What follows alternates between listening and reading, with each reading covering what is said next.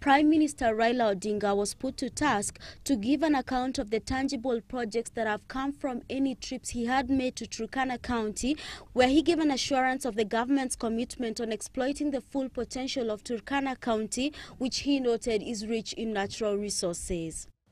The government has licensed the construction of 300 megawatt Turkana wind power project at a cost of 700 million euros. That is over 70 billion shillings.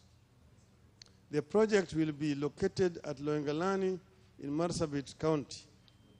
The government is also investing in the construction of a transmission line from Loengalani to Suswa at a cost of 583 million euros. That is over nearly 60 billion Kenya shillings.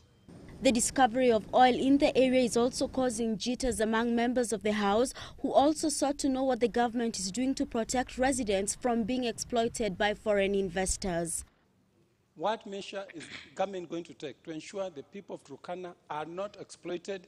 A good case is now that oil has been discovered, we are likely to get a lot of unscrupulous land dealers moving in to take advantage, as is happening in Lambu Port. So what measures is the government taking to ensure people of Turkana are not exploited?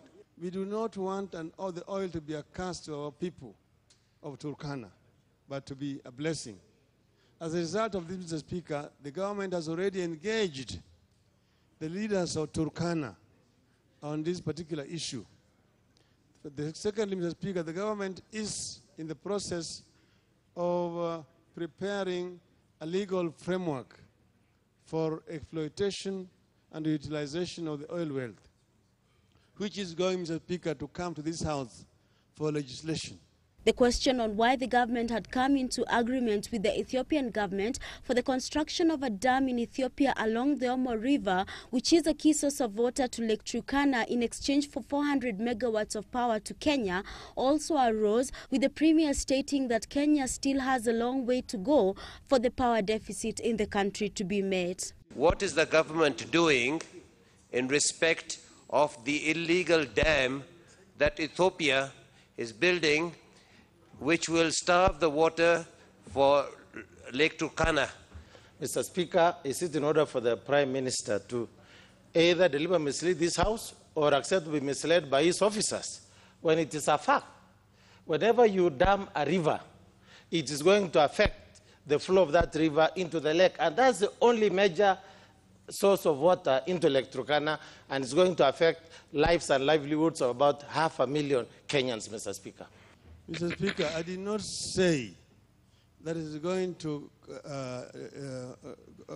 not going to affect. I said it's not going to adversely affect.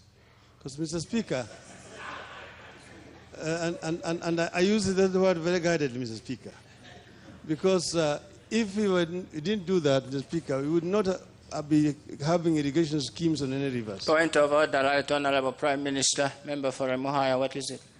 Thank you, Mr. Speaker, sir. Mr. Speaker, sir, is the Prime Minister in order to say that there will be slight adverse impact to the people of Turkana when he is aware that an environmental impact assessment for this project has not been undertaken?